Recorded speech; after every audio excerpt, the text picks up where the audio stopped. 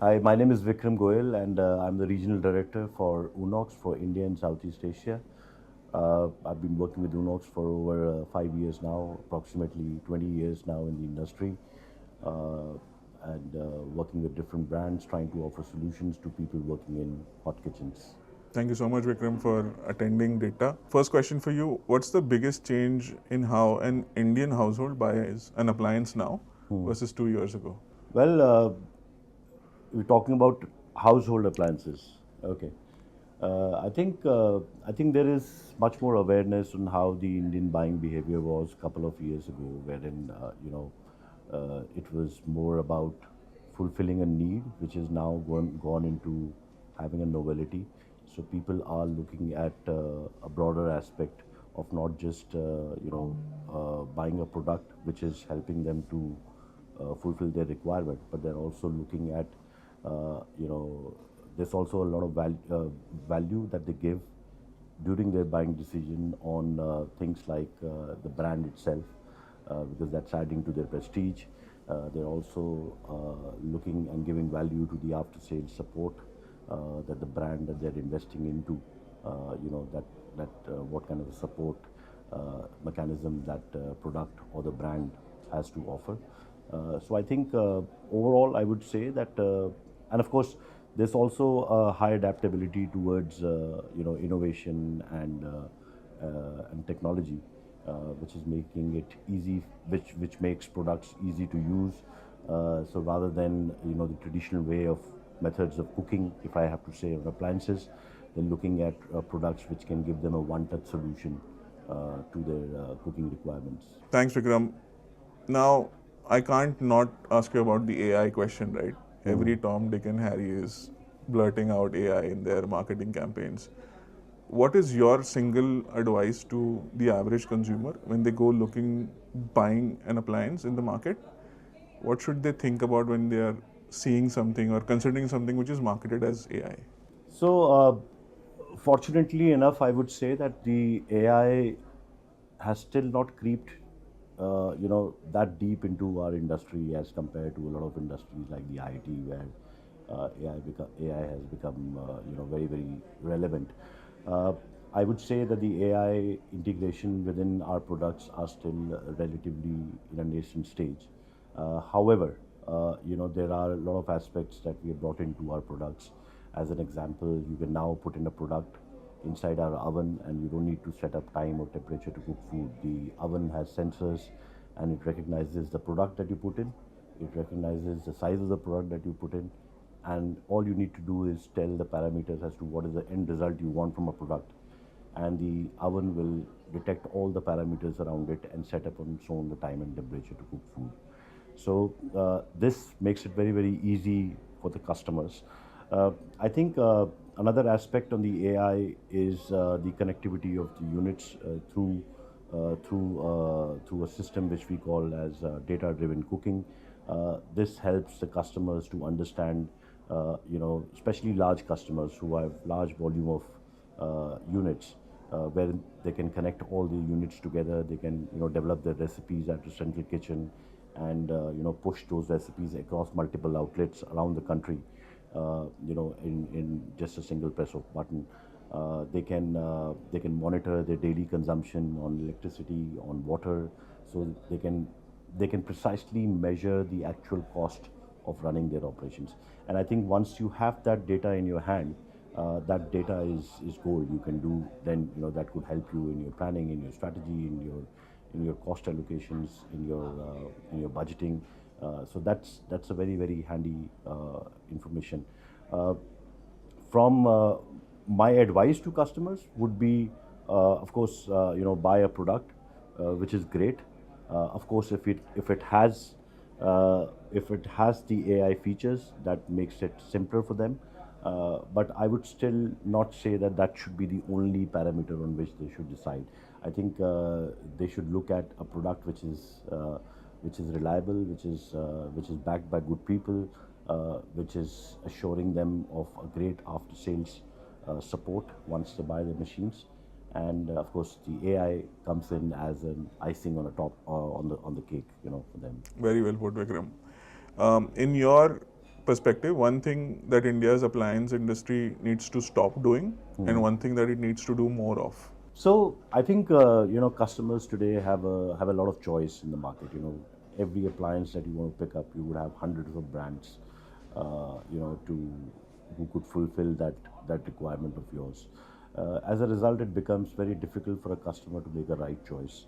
And I think as people working in the appliance industries, it is our responsibility that we do not end up being salespeople and just try and push anything that we feel is good for the customer. I think the right approach that people like us need to take is to meet the customer, to understand his requirements, get into his detail, understand his operations, and then from the large gambit of equipments that are available, give them a solution with the right equipment which could help the customer to generate his return on investment as soon as possible, and of course which is reliable, which is easy to use. So I think that's what needs to be done.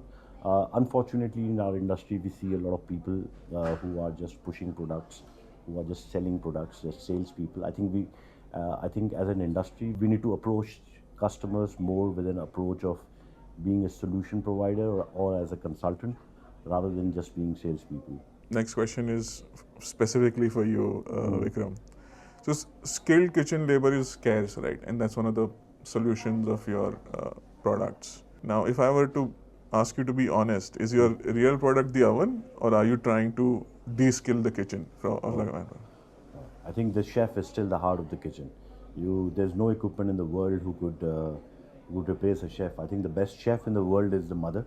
We all say the mother's food is the best chef, is the best food. You cannot replace your mother with any machine. So I would never say that our machines can replace the chefs. What they can do though is they can be a good assistant to the chef. They could help them to ease their job.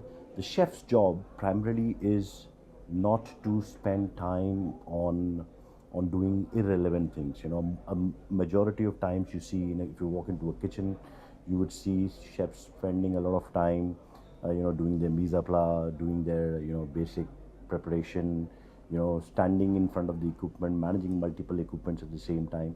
I think the real value of edge which gets added to, or which is required for a chef to do, is to when he can walk into the restaurant and talk to his customers, take first-hand real feedback from the customers, and because that could help them to improve their businesses, their taste, and everything. And I think equipment like ours give them that opportunity as an assistant, where the basic job is taken care by the equipment, and you get that time, which in my world I say time for essentials, when you can walk. You have that extra time with you where you can take care of your customers and add hospitality to your business. I think as an assistant, a lot of times people in the kitchens have different skill set levels. That's the reason you have hierarchy in the kitchen. You have sous chefs, you have CDPs, you have an executive chef. But I think equipment like us helps to standardize the operations in the kitchen. So it doesn't matter, whether you are 2 years experience or 5 years of experience, as long as you have your basic chefing knowledge and skills. You can utilize our ovens to your advantage and make your life easier. So yeah, that's how I think. I mean, pun intended, it tries to bring the temperature of the kitchen down by Of course, de-stressing. these are heavily environment. insulated machines. So even if the machine is operating at 300 degrees for 6 hours, you could still touch the machine from any side without having an impact on your Operations feeling the of the heat machine. or anything. Yeah. So it also and this insulation helps, because normally you will see that the kitchens tend to become very hot. Chefs, you will see, are always sweating. In the past, this was not a very relevant topic when a kitchen planner would be planning a kitchen, but now in today's time, this topic is also becoming more and more relevant as to what is the ambient temperature of the kitchen. Is it sustainable? Is it comfortable for people to work there for long hours? So in that case, when you have equipments which are well insulated, it helps to overall bring down the kitchen temperature and people feel comfortable to work for long hours. Vikram, every cook cycle generates data. How do you guys use that data to inform future product developments? Well, it's not directly linked to future product development, but the data that you can derive from the data is more relevant for standardization. For example, that you could get a data as to whether, let's say, a product cycle was completely, the SOP of a product was completely followed while the food was inside the appliance. Did anyone open the door, while the food was being cooked? Because the moment you open the door, that would mean that there's a heat loss, and that would mean that the parameter that you have set has gone for a toss. It gives you measurements on your, as I said earlier as well, that it tells you about your power consumption, it tells you about your water consumption, it tells you about the product that you serve to the customer. Did that product reach the right temperature? Because then HACCP also comes in play, because a lot of times, you would find as a customer, you would go to a kitchen and you go to a restaurant, you will find that the food is undercooked or overcooked. You'll find that in a lot of cases, right? So this data helps you to avoid all these challenges in the kitchen. And of course, once you get a good estimation on your operating cost, then it has an impact on your future planning, in your future, on, let's say, how many resources you want to allocate in a kitchen. It has an impact on your budget, on your investment, everything. So it doesn't have a direct impact on the dish as such, but it has a lot of, I think it's a very, very relevant data for owners, for chefs, senior chefs, because it gives them a lot of input in their planning process, which without having that data could be a guesswork generally. Got it. Now, I know you know it better than anyone. India is a diverse country when it comes to cuisine, right? So, was there ever a moment during your product life cycle or just generation of products, any one single dish that gave you like sleepless nights in terms of standardizing your SOP of a product? Uh, And which one did you find extremely easy to do?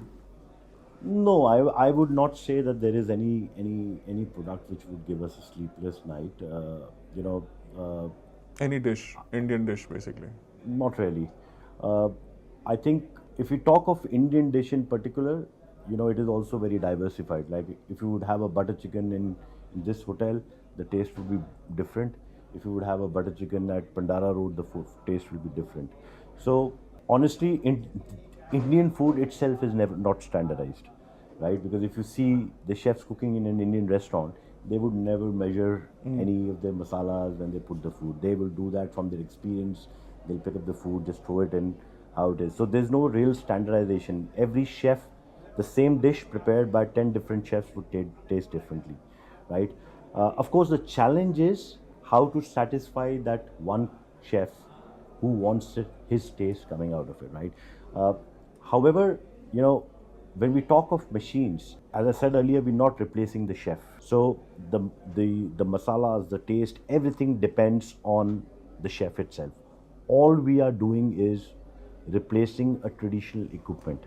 So, as an example, uh, you do a chicken tikka traditionally in a tandoor, but you can do that in a combi oven, right? So we're not replacing the marination, we're not replacing the taste. All we are replacing is that instead of putting it in a tandoor, which could take you 15 minutes and you require a lot of monitoring while it is being cooked, you do that in a combi oven, which could require half the time and you don't need any monitoring, right? So to answer your question, it's never difficult to get a dish, but yes, the challenge is to get sometimes uh, what exactly the customer is looking for, and that is never unique. That is different. That is very individually centric, and that's you could say that's a fun part of this job. That you are meeting diverse people who have diverse requirement, fulfilling diverse needs. So it's quite interesting and challenging. Final question, Vikram. Any thoughts about the inaugural DITAA awards that you are Well, part of? so far it looks great. This is our first time that Unox has been part of this awards. We are really looking forward for a great evening. I think so far, whatever I've seen, I think the organization has been great. We look forward to as an for today's evening to interact with a lot of people from the industry, network with people, learn from people, applaud people who are going to win awards tonight.